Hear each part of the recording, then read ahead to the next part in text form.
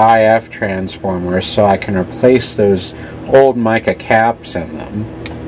You'll notice up here that there's a pink dot, so I made a note on the chassis of where the pink dot was. And also on this one down here, it's kind of hard to see it, but there's a green dot on it. Let's see if I can see it in there. There's the green dot. So what I did also was to make a note of what was connected to what.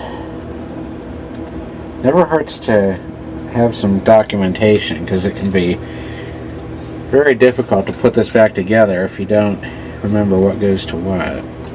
I think this down here is just an RF transformer. I don't think it's got any caps in it. I think the capacitance would have been provided by the tuning capacitor. Now what I'm going to do is to disconnect the leads and take out the...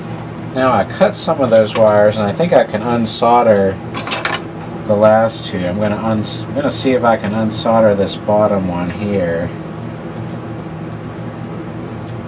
So if I can unsolder it easily, it'll just be easier to reconnect. Let's see if I can get this one off of here. Got that one unsoldered.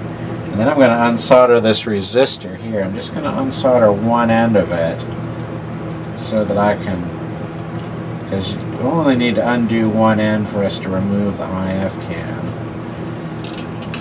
Let's see here, see if I got it unsoldered enough.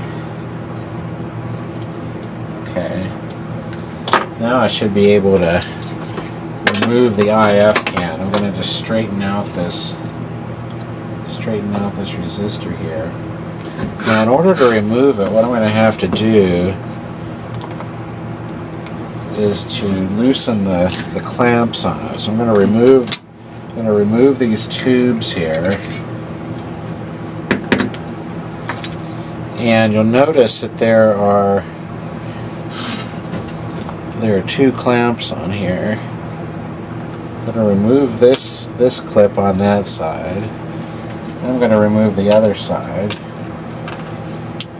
And I should be able to just lift the IF transformer up through the chassis here. As long as I got everything removed. Okay, now I've got the IF transformer removed. So what I'm going to do is I'm going to make a little mark on it, because you'll notice here that there's a purple terminal there. I'm going to make a mark where the purple terminal is. Let me get my pen here.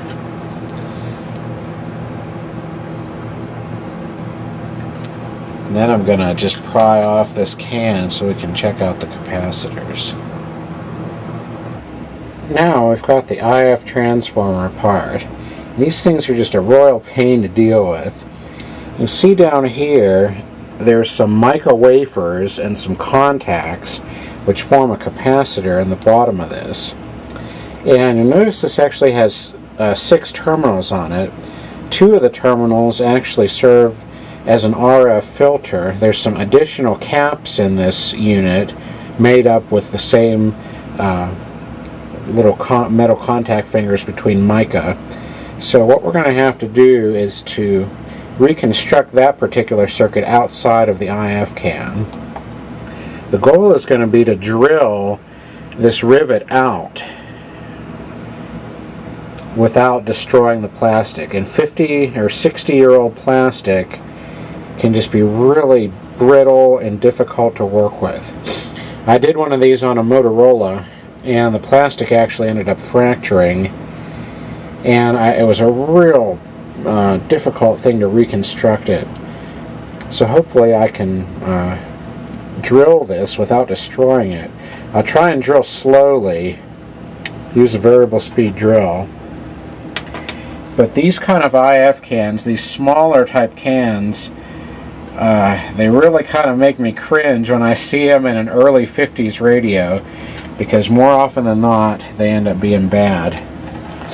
This other type of IF can uses actual variable mica capacitors that don't seem to suffer from the same problems.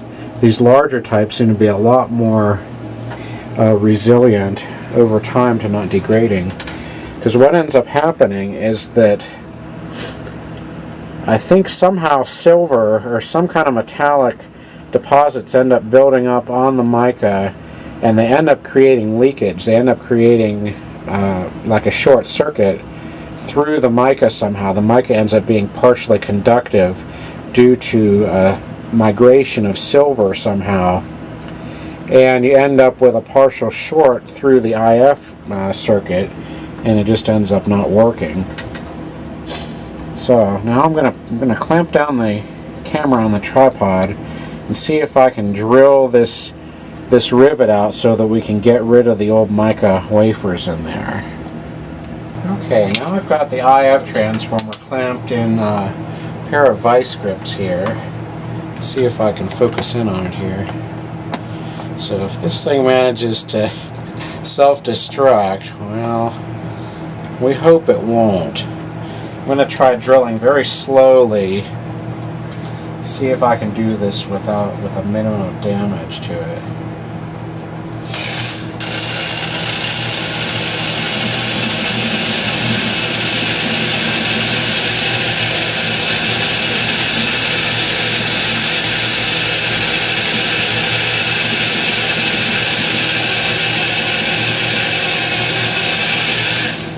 Okay, it's starting to come apart now. There's a bunch of metal dust in there, and it's starting to come apart. I'm gonna keep drilling nice and slow.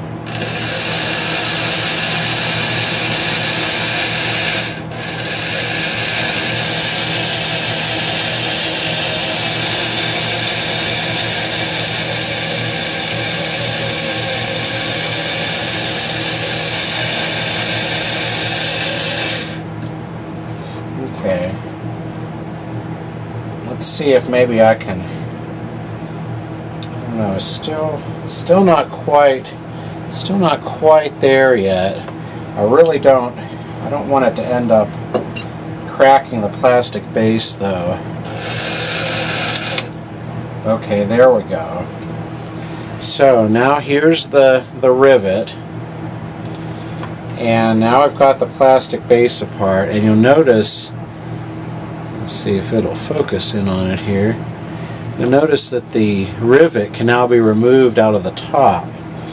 So I'm going to get my little screwdriver here and see if I can, I need to find where it is. Here it is. So now I'm going to take out this rivet here, see if it'll come out.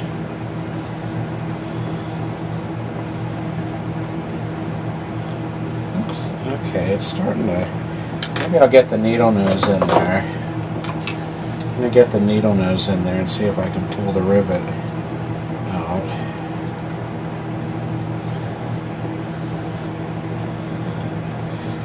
It's still pretty loose, but I'm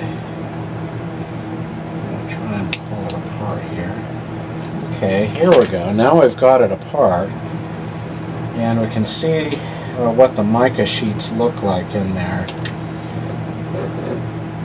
I'm going to take this insulating washer off. I'm just going to bend these contacts up. So let me just reposition the camera and I can show you what the bad mica wafers look like.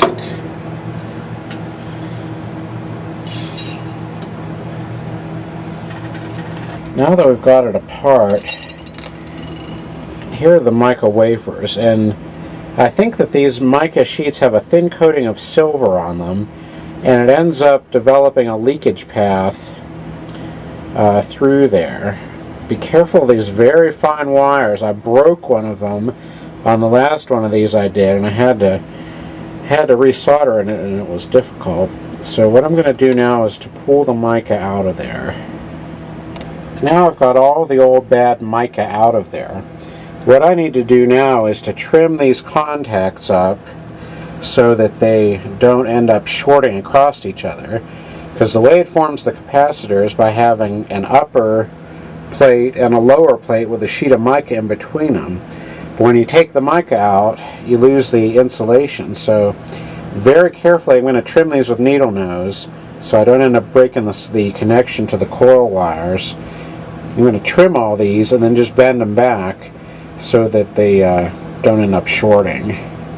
This actually had some extra terminals inside, you can see here in the middle, that formed an RF filter by putting some additional sheets of mica in there. Usually IF transformers don't have these, but they integrated it into here in this one, so I've got to remove these contacts from the middle, just completely remove them, and then we'll finish trimming up the IF connections. Now we've got everything repaired on the IF transformer. We removed all the mica, and we've got the terminals bent back over here. Got each terminal cut so it can't short to anything, and then bent them back to hold them in place. Looks like all the coil wires are intact, so I think we can go ahead and put the top back on this. Precaution, I put black tape, I cut black tape and put it over those contacts to help give a little more insulation and support so that the terminals don't end up moving up. So now I'm going to put the cover back on. Got the other IF transformer taken apart. Now, I wasn't so lucky on this one. I ended up breaking one of the wires that goes to the coil right here. I'm going to have to try and resolder that and then check it with an ohm meter to make sure I got continuity. It managed to come apart. Luckily it didn't fracture, but it managed to come apart while I was drilling it.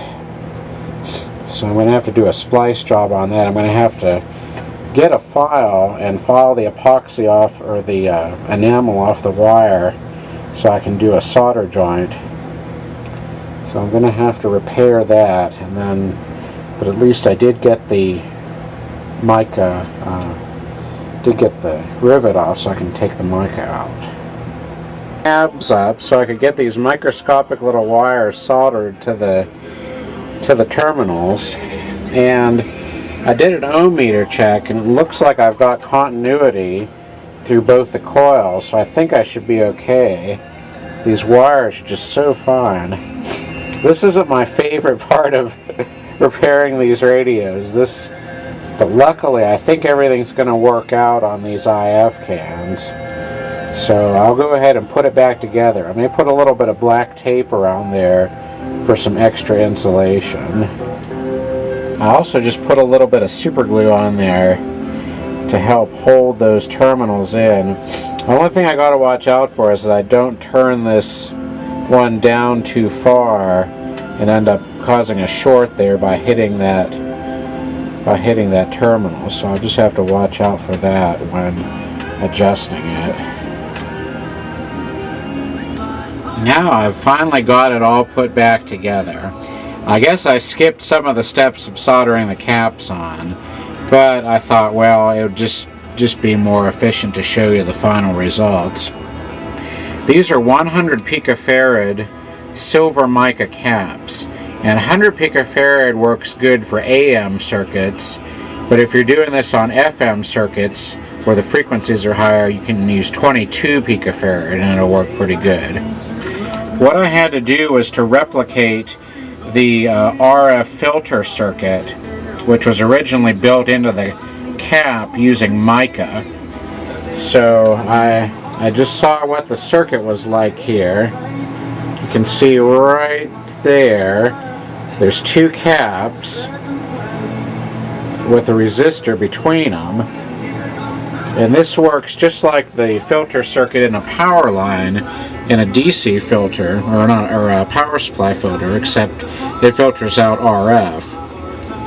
So I just sort of hooked the components together and wired it up. I think it'll be okay just sort of supporting itself. And then we put the 100 picofarad caps on the other transformer too. And this one actually has a cap in it, but we'll just see if